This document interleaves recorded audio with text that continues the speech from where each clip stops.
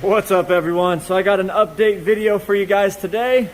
You guys just recently seen this 580 is now set up and done. You guys have been asking for updates on the stingrays, as well as I have a few updates in the fish room I'm going to go ahead and share with you guys. So stick around.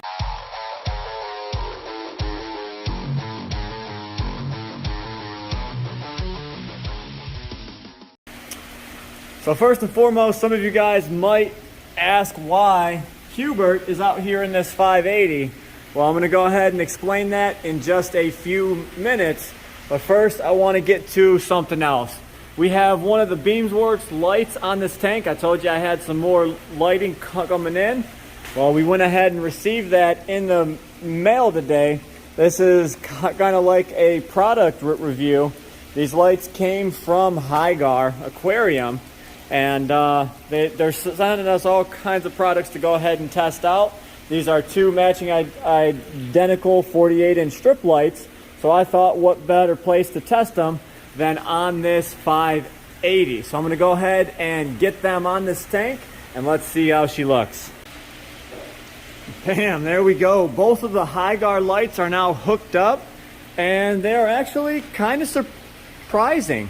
With the size of them and how many LEDs are on them, I didn't expect them to be this bright. And with that blue and red in there, it kind of gives it a purple hue to the tank. So I'd be surprised to see how this looks at nighttime.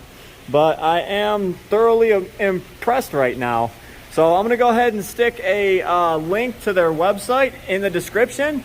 If you guys would like to look at any of the Hubert products, I'll be doing some product reviews for several products that they send. Right now they are doing strictly lighting and pumps, and we will see how that goes. But yeah, I'll go ahead and stick the link in the description for you guys, and we'll see what comes of it. Now, you guys are probably wondering, why is that tank so dirty? That's because now you can actually see how dirty Mr. Hubert is. All of this is his poo from one night, because I put him in there last night for a specific reason, and I wasn't ready to stick fish in this tank yet, but I needed somewhere to put him. So what I went ahead and did, you guys see, this is the water flowing through the 580 right now. You see it's kind of cut down. Well, the reason for that, you see this 1/2-inch hose here? It's now coming over and feeding this tank here, which here, go ahead and stick this up. You also have this much water flowing through the 350, keeping this tank a little bit more clear and up to temp, feeding from the pond. So what that allows us to do is we are no longer pulling the water for this 350 out of the 4400.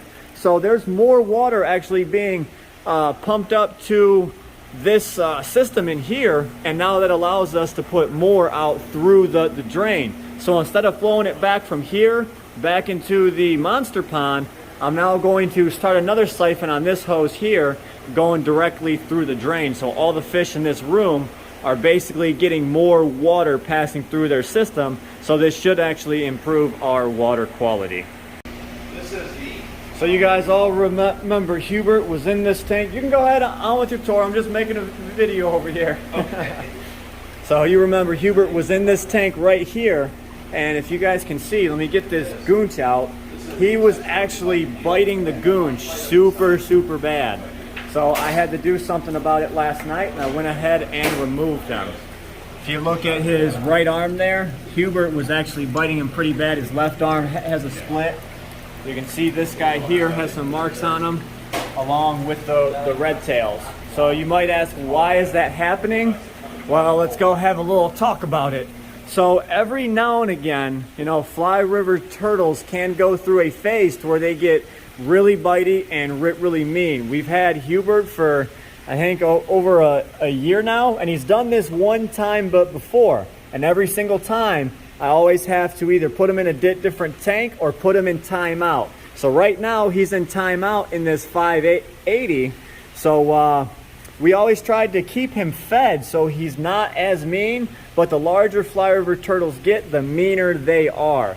So you always have to be careful. That's why you shouldn't put them with stingrays, because they're very slow, and on the bottom they'll go up and bite the tails off the stingrays. So it's kind of a hard concept on what you can stick with a full-grown fly river turtle, especially one like this. They can bite pretty hard. Some of you guys might remember the story of my last big fly river turtle that I got when I was 16. His name was Nibbler, and he always liked to come up, and when I'm cleaning the glass on the 4400, he'd come up and he'd just take his mouth and stick it on my big toe. There was no rhyme or reason. He did this for 3 years. That's why we called him Nibbler. He never bit down, but you know what? One day I was in there, he decided to take a big chomp, and it hurt like hell. So, you know, before all that happened, we didn't have any of these large tanks like we do now, so we didn't have the capabilities of just tossing them in a nut in another tank. So we did what we thought was best. We got a smaller fly river to go ahead and continue growing out, and we got a bunch of filtration for some of the tanks that we didn't have filtration before. Like I said, this was before we even had the nonprofit status. We were just hobbyists at the time. But yeah, that's a funny story about the fly river turtles. But you guys can see while I'm telling you this story, you can see all these awesome rays. You can see they like chilling up on this shelf. I don't know why. The pond right now is at 86 degrees, which is ridiculous. And they love being even hotter. Right here in this corner is where the boiler pumps out. So this water is probably up into the 90s right here when the boiler's on. And they all congregate through this area. So, you know, they could be down there in colder water if they like it. They can be up here where it's warmer if they so like it.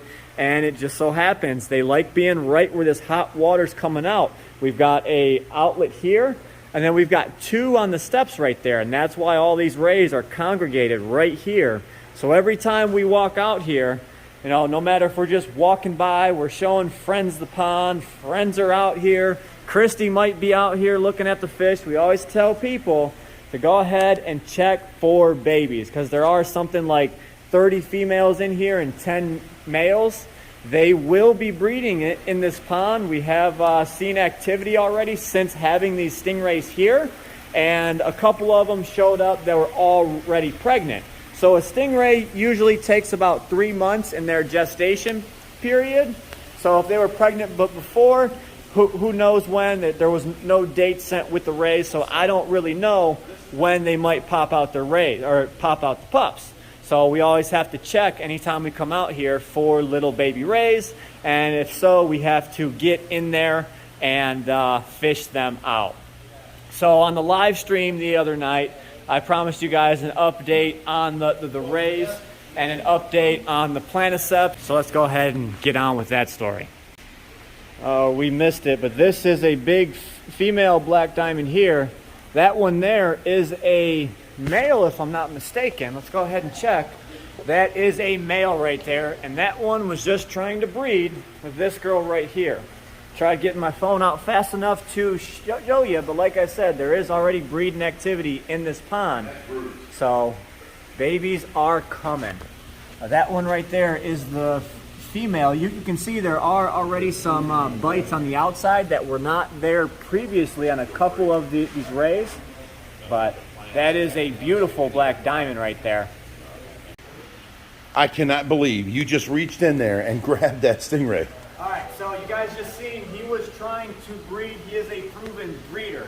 One of the issues we have with our stingrays right now is none of our males can get it right. So I'm going to toss him in with our stingrays, Our females, and see if he can get the job done. Go ahead and knock all of them up, but also see if it'll antagonize some of the other males to start breeding in that pond. Be like, hey, look, young fella, this is how you do it. Let's go.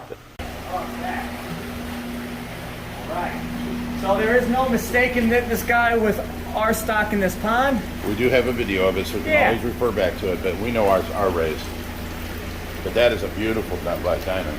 All right, look, bud, you have 6 new girlfriends. Look at all Have these fun. girls. 1, 2, 3, 4, 5, 6, 7. 7 girlfriends. Have fun. All right, so while we're in here, I kind of want to talk about something. I told you guys on the live stream I would. It's sad, it's unfortunate, but you know, things like these happen in this line of work. So if you guys remember, we got that big planiceps from Mike Turturell, and we went ahead and stuck them in this pool up here, and we had all them stingrays coming in, and we wanted to stick a few in here to try and divvy up the stingrays from the pool, because we thought we had 80 or so coming in. So we had 40 in the pool, we had another 40 coming. We went ahead and stuffed a couple of the rays in here, not thinking about this one single fact. When rays are in solitary confinement, they're not used to being in with tank mates. They've been alone their whole life. So I kind of didn't think about it, but rays like to chew. We've had some issues with the rays chewing on some of the fish out there in the monster pond. And then in here, we had that planiceps.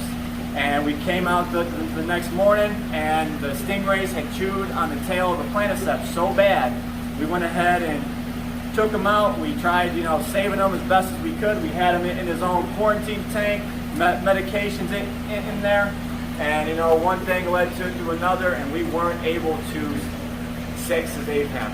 So no good deed ever goes unpunished. I already broke the news to Mike himself. He understands he's going through some of the same problems right now with some of the rays in his tank.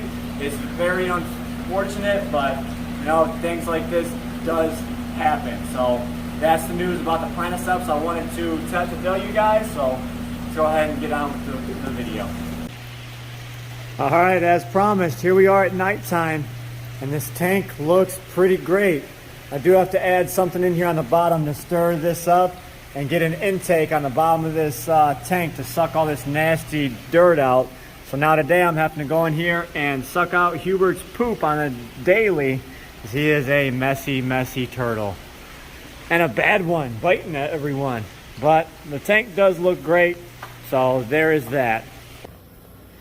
Alright guys, so some exciting news you guys just found out in the video, but here are them pumps that I was talking about from Hygar.